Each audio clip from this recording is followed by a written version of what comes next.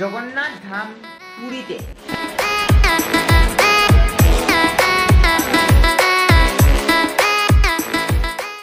জয় জগন্নাথ বন্ধুরা, আজকে আমি আছি জগন্নাথ ধাম পুরীতে।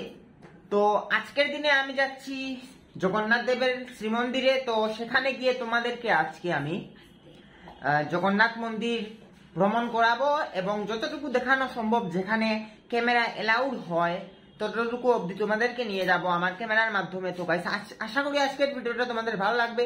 তো গাইস, বেশি কথা না বাড়িয়ে শুরু করছি আজকের ভিডিওটা। যদি তোমরা এখনো আমার ইউটিউব চ্যানেলটি সাবস্ক্রাইব না করে থাকো তাহলে এখনই সাবস্ক্রাইব করে বেল আইকন প্রেস করে রাখো লেটেস্ট নোটিফিকেশন সবার আগে পাওয়ার জন্য। এবং ভিডিওটি যদি এখনো লাইক করা হয়নি তোমাদের তাহলে এখনই লাইক করে দাও। তো শুরু করছি ভিডিওটা, দেখো তোমরা। So guys, now we are going to Jagannath temple. আমরা সেখানে গিয়ে জগন্নাথ দেবের দর্শন করব, তোমাদেরকেও আমি জগন্নাথ দেবের দর্শন করাবো। চলো আমার সাথে। তো গাইস, আমরা এখন যাচ্ছি অটোতে করে জগন্নাথ মন্দিরের উদ্দেশ্যে। তোমরা এখানে পুরীর যে রাস্তাঘাট রয়েছে সেটা তোমরা দেখে নিতে পারো। তো আমার পুরীর রাস্তাঘাটগুলো অনেক ভালো লাগলো এবং এখন তোমরা জগন্নাথ মন্দিরের দূর থেকে একটি ভিডিওস দেখতে পাচ্ছ।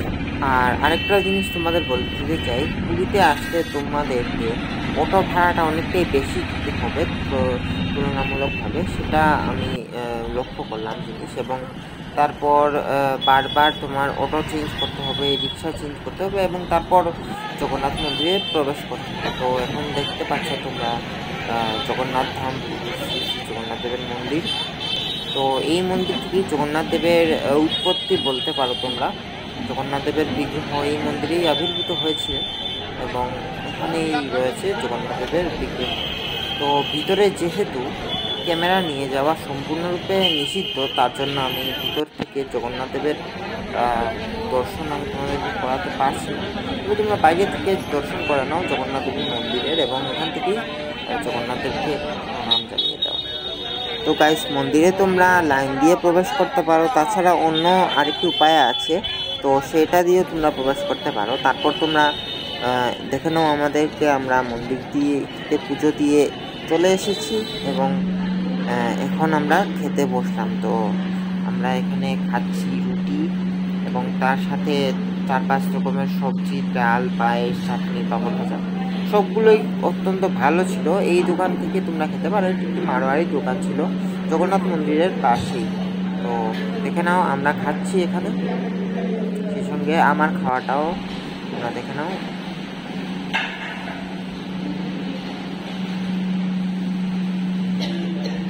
তো গাইস, এখানে দেখে নাও পুরীর জগন্নাথ মন্দিরের আশেপাশে যে মার্কেটগুলো রয়েছে সেখান থেকে তোমরা নানা রকম জিনিস ক্রয় করে নিতে পারো। তো স্মৃতি হিসাবে তোমরা সেগুলোকে রেখে দিতে পারো নিজের বাসায়। তো এখান থেকে যে মার্কেটের ভিজুয়ালসটা সেটা আমি তোমাদেরকে দেখাচ্ছি এবং একটি জগন্নাথ মন্দিরের শেষ দর্শন তোমরা করো। তো গাইস, জগন্নাথ মন্দির যে ভিডিওটি রয়েছে সেটি আমি এখানেই এন্ড করছি। জগন্নাথ ধাম পুরীতে গিয়ে আমরা জগন্নাথ মন্দির দর্শন করলাম এবং যতটুকু দেখানো সম্ভব ততটুকুই তোমাদেরকে দেখালাম। তো এই ভিডিও শেষে আমি তোমাদেরকে জগন্নাথ মন্দিরে যে কতটুকু খরচা হয়েছে কি সব রকম বিষয়ে, তো সেটাও আমি তোমাদেরকে বলে দিই। তো যাওয়া আসার যে গাড়ি ভাড়া রয়েছে সেটা বাদ দিয়ে, সেটা তোমরা যেই হোটেলেই থাকো না কেন বা যার বাসাতেই থাকো না কেন, যেখানেই থাকো না কেন, তো সেখান থেকে ভ্যারি করবে, সেটা সেখানে রেট অনুযায়ী তোমরা দিয়ে দেবে। তো তাছাড়া তোমরা প্রথমে পুরীর মন্দিরে আসার পর তোমরা ভরসাযোগ্য কোনো ভালো পুরোহিতকে ঠিক করে নিতে পারো। তোমরা নিজেদের হোটেলের যে স্টাফ রয়েছে তাদেরকে জিজ্ঞেস করে ভালো কোনো পুরোহিতের কন্ট্যাক্ট নাম্বার নিয়ে ওনার সাথে কন্ট্যাক্ট করে মন্দিরে পুজোর ব্যবস্থা করে নিতে পারো। তবে পুজো উনি দেবেন না, উনি পুজো সম্পর্কে যাবতীয় যা বিষয় রয়েছে সেটা উনি দেখিয়ে দেবেন। তো প্রথমে আমরা প্রবেশ করলাম সেখানে। তো প্রবেশের জন্য একটা ছিল জেনারেল লাইন, যেখানে কোনো ধরনের কোনো পয়সা দিতে লাগেনি আমাদের, এবং সেই সঙ্গে আরেকটি লাইন ছিল যেখানে আমরা 200 টাকা পার হেড দিয়ে আমরা সেখান দিয়ে প্রবেশ করেছি। তোমরা সেই লাইন দিয়েও প্রবেশ করতে পারো। তো তারপরে আমরা প্রবেশ করার পর আমরা প্রথমে লাইন দিয়ে এখানে এক জায়গায় আমরা দাঁড়ালাম। তারপর সেই লাইনটা ছাড়তে ছাড়তে প্রায় 1-1.5 ঘন্টার মতো লেগেছিল।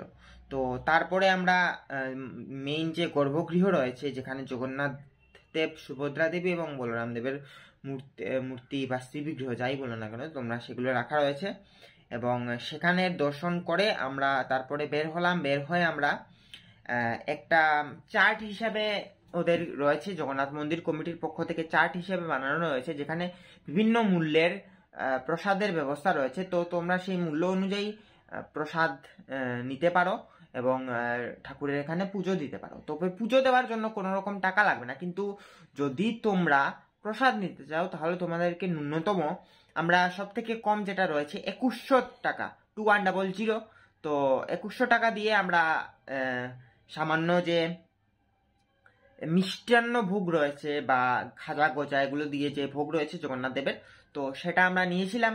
তো তোমরা তোমাদের সামর্থ্য অনুযায়ী তোমরা যে কোনো রকম ভোগ নিতে পারো। তবে আরেকটা জিনিস তোমাদেরকে বলে দিতে চাই যে তোমরা কোনো বাজে মানুষের খপ্পরে পড়ো না। তো বাজে মানুষের খপ্পরে পড়লে তোমাদেরকে অনেক কিছুই ক্ষয়ে যেতে হতে পারে, 1000 টাকা নষ্ট হয়ে যেতে পারে এই জগন্নাথ মন্দিরে প্রবেশ করার পর। তো সেই সতর্কবার্তা দিয়ে তোমাদের জন্য আজকের এই ভিডিওটা এন্ড করছি। তো আশা করি আজকের এই সম্পূর্ণ ভিডিওটা তোমাদের ভালো লেগেছে, ইনফরমেটিভ লেগেছে। যদি ইনফরমেটিভ লেগে থাকে অন্যদের সাথেও শেয়ার করে দাও, এবং সেই সঙ্গে কমেন্টে তোমরা জয় জগন্নাথ লেখা ভুলবে না। তো গাইস, এন্ড করছি ভিডিওটা, বাই।